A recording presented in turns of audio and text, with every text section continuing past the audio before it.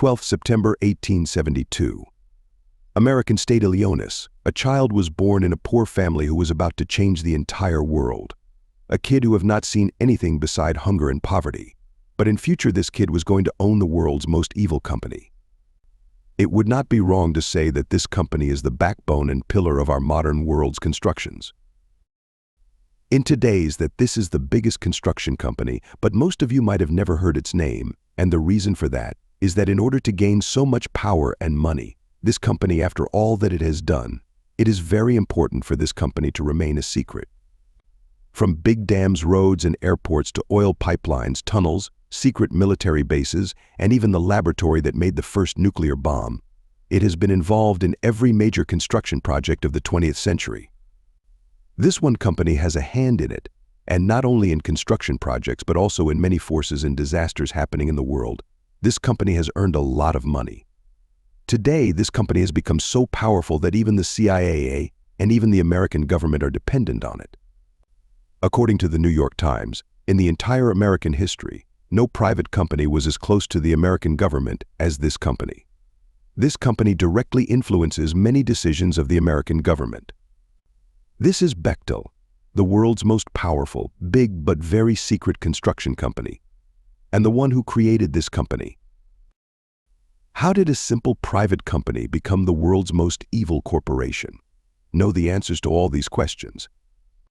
The truth is that in this video, Varan had a dream since childhood that he and his family came out of this quagmire of poverty, and then there was 18981 business, and the running of that entire business came into the hands of Varan. Varan felt that the time had finally come for his dreams to be fulfilled, but unfortunately, at the end of the 19th century in America, the cattle industry completely crashed and Varan's business banker collapsed. This was the same time when America was rapidly moving towards industrialization and railroad networks were being laid all over America. During this time, Varan came to know that the railway companies needed some people to upgrade the railway tracks. Varan took some of his friends along and started working with these companies. He used to get only 3 cents per day, but Varan's eyes were not on this salary but on somewhere else. He was working very diligently because he was enjoying this work a lot. He started knowing more about construction than being an engineer. Satisfied with his hard work, a railway company offered him a high-level job. And then with the money he got from the job, Varan started buying his own construction equipment. He also did small construction work along with the job. In 1906, Varan finally resigned from the job and started devoting all his time to his company. The name was kept as Baikal Corporation. Baikal gradually became famous in America. Now Baikal started building megastructures from small construction projects. In 1931, Bechtel got the contract to build Waver Dam, which it completed in 5 years, and then World War II started, in which Bechtel started building Navy ships for the American military. During this World War, Bechtel saw another opportunity, and that was nuclear power plants. In the opinion of the American leadership, there was only one way to end this World War, and that to complete this plan, Bechtel took the contract of nuclear lab from the American government, and then the first atom bomb was prepared in the Los Alamos nuclear lab built by Bechtel. Bechtel was no longer just a construction company. It had become much more powerful. She had completely penetrated the American government and the CIA. You can estimate its extent from the fact that in 1961, a new director of the CIA was appointed as her employee. He is the same CIA director who did not overthrow Fidel Castro's government in Cuba and has a big role in covering up the assassination of even American President John F. Kennedy. This was the time when the Cold War was at its peak and the CIA was overthrowing the governments of different countries. And whenever the governments of these poor countries were overthrown, the World Bank and IMF would go there for development, and guess who they would give contracts for development in these countries? Yes, in a few years, the backward governments became so closed to these backtail corporations. That backtail came to be considered a secret wing of the CIA because Bechtel employees were joining the American government and CIA, and on the other hand, many people retiring from the government used to join backtail. This had become a tremendous nexus in which one thing it was clear that the American government and Bechtel had the same interest. 1980 had come and Bechtel was now operating at the global level. This was the same time when petrodollars were raining on the Middle East because large reserves of oil were discovered in every Middle Eastern country. In such a situation, the back tail caught sight of Iraq. Iraq had the 5th largest oil reserves in the world. Until now, there was less intervention from other countries, so Baikal saw a huge opportunity. At that time, Saddam Hussein was the president of Iraq. And for the back tail, Convincible put pressure on the American government, and the American government sent us Secretary of State George Shurtz to Iraq so that he could give the contract of convincing Saddam Hussein to battle. This George Shurtz was also an ex-employee of Battle, so literally the company and its employees were dictating America's foreign policy.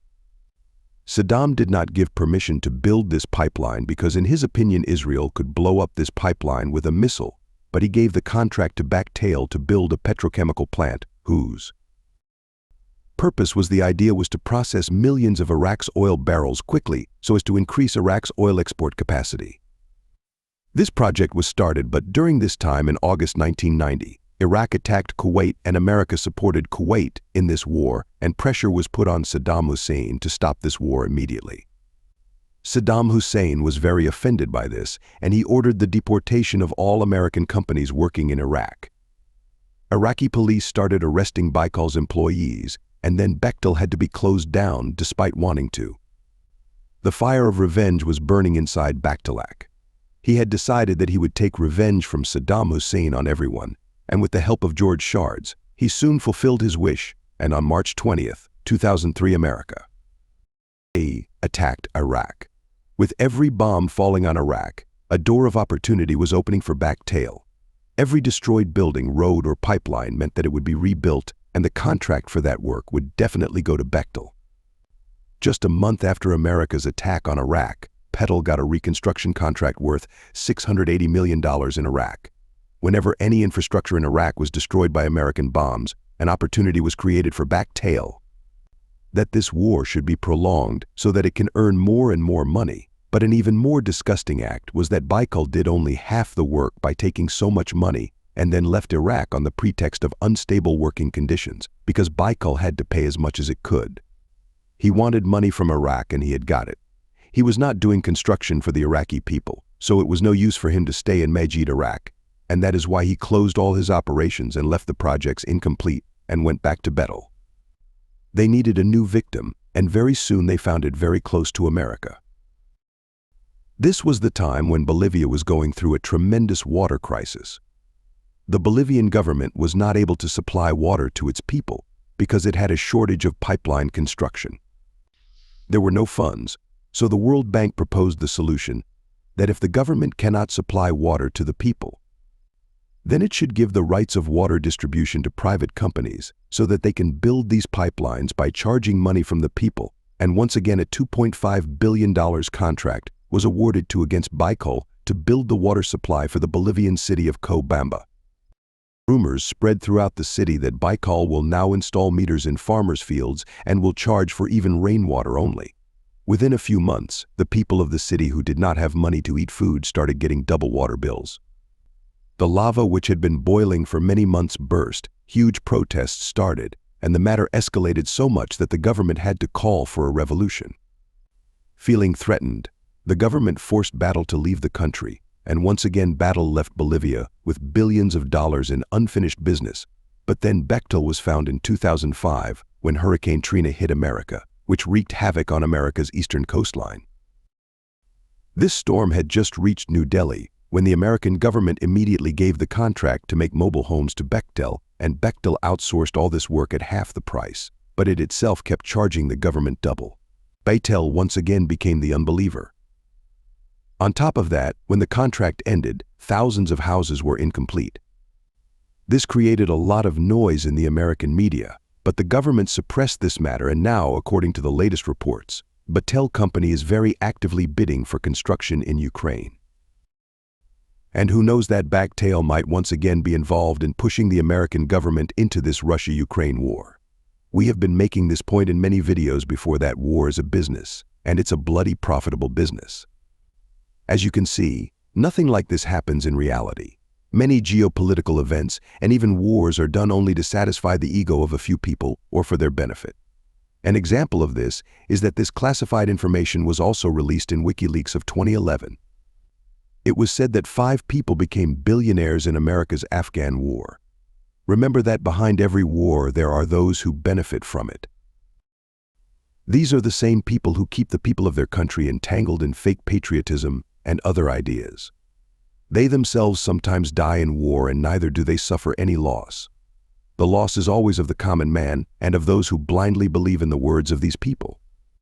If you liked today's video, then like it and subscribe to the channel. Let's see you in the next video with another interesting topic.